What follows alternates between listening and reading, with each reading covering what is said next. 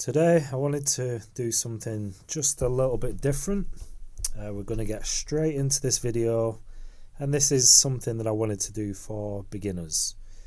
So you can see I'm using my Strathmore visual journal watercolour sketchbook,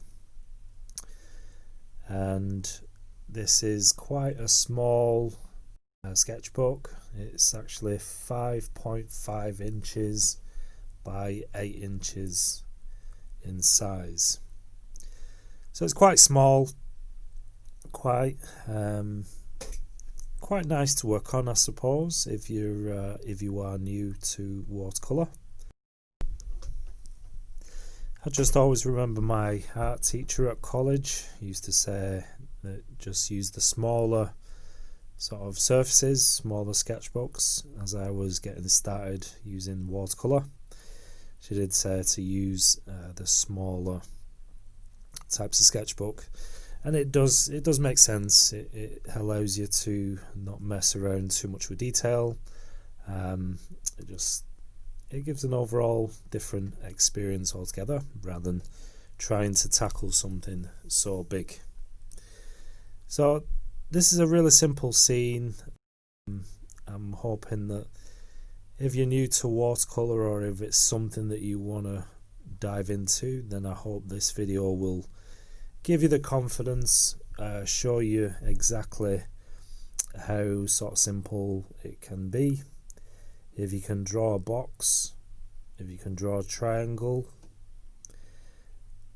you just need to know a little bit. I mean, the perspective on this is probably not 100% accurate. I appreciate that, but it's something out of my head, and I'm not really too fussed about being 100% accurate.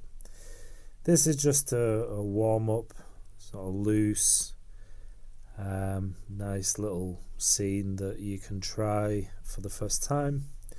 So I want to aim this video at any new people to watercolour. If you've not yet tried the medium, of course, if you are experienced with watercolour, then maybe it's just a simple little practice that you can do. There's all sorts of things you can do. You can see here in the roof of the cottage, you can see I dropped a bit of red in there, and that was intentional. Just wanted to get something just a bit different. Sometimes I do these little things that I just think are not going to work, and I just want to try something different, something new, and you never know if you don't try. So sometimes it's nice just to drop different colours in the colour that's already down, let them mix together. I know I've shown that in previous videos before.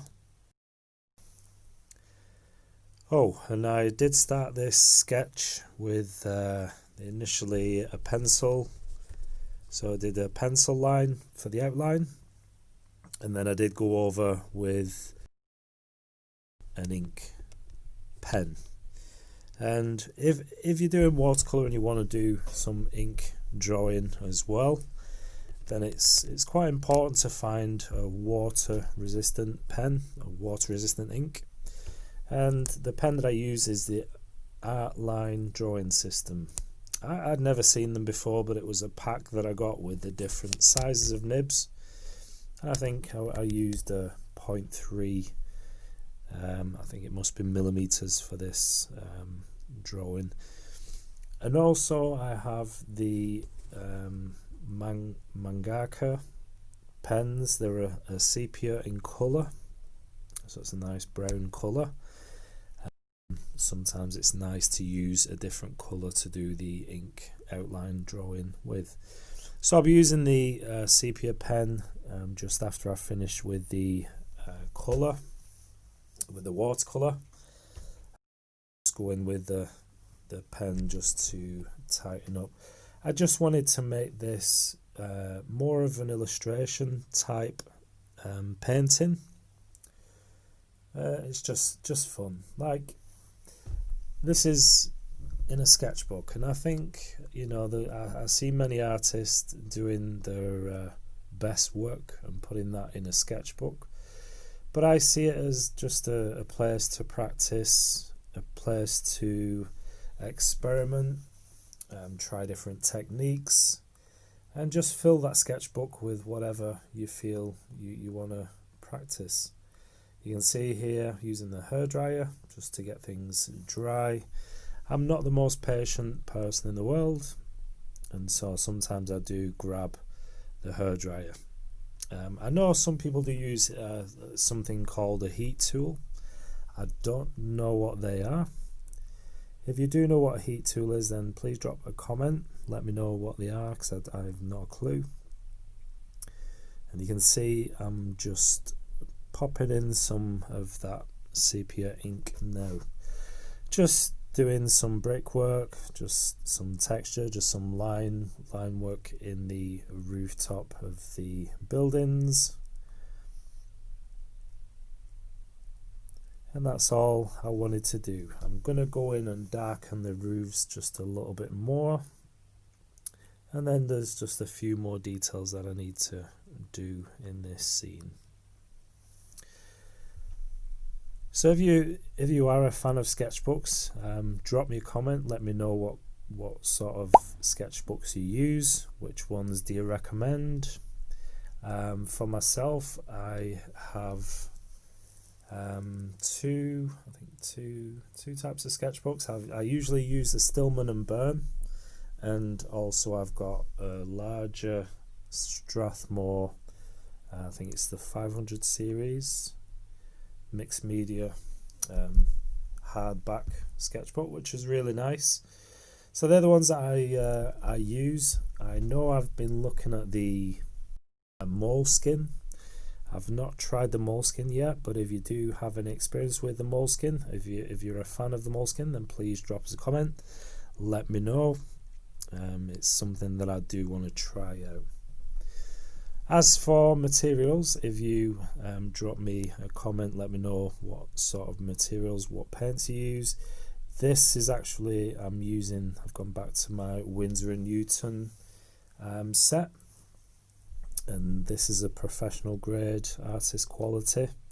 So they're quite expensive, but the Winsor & Newton do offer a Cotman selection. That's the student grade watercolour, and I do find them quite nice. I did paint with those for many years before I made that step into the professional watercolours, and I did find they did work really well for me. I did some nice work, and I was very pleased with the way the Cotman paints work for me. And it's not just that, the price of them, obviously it's they're really affordable. At least they are in this country, in the UK. A sort of set, or you can get a tube for as little as £3 for a 15mm tube, something like that. So they are really affordable, and they are really decent. So I did use those for years. Quite happy to even get some more just for sketchbooks. It's something that I'm thinking of doing. And then there's the alternatives. I've just got the White Knights, and they're really nice, and they're actually professional grade watercolour, and they're not much difference in price than the Cotman, so that's definitely worth looking into. And for a long time I always thought it was the paints that was the most important material in watercolour painting, but I think as experience goes, and as I've tried different things, I do know that it's the paper that you really want to try and get hold of, some decent quality paper. Having said that, I know sketchbooks, they're quite different. In sketchbooks they have something called sizing, which is on the surface of the paper, so it doesn't necessarily have to be a heavy paper. Like the paper that I'm using here in the sketchbook is actually £90 in watercolour paper. Usually I think as standard is £140 paper. Well, you can get thicker, heavier paper, but that's sort of the happy medium range, and that's the sort of paper that you want to go for. Arch is a really good brand, but you've got to pay. It's not cheap. It's not cheap, but that's something that you gotta look at. Get what you can afford, and obviously the better quality paper that you can use, the better quality results you can get from the watercolour painting. I usually use cotton. If you can get 100% cotton paper, then that is, in my opinion, some of the best paper that you can get. Something like Arch, or even some of the Strathmore papers. I've not tried Canson, but I do believe that they're quite a reputable company. They do, and I know that they'll do quite well in what I want for watercolour paper. Right, so I hope you like this little demo.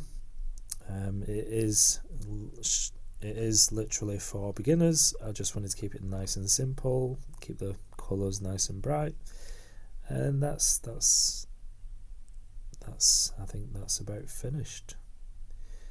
So I hope you've learned something new. I hope you enjoyed this video. If you do, give us a thumbs up, and don't forget to subscribe to my channel. I'll bring you more videos like this. Or if there's anything you want to see, just drop us a comment. Let me know what sort of thing you'd like to see painted, and I can always give it a go. Thanks for watching, and I'll see you again in the next video.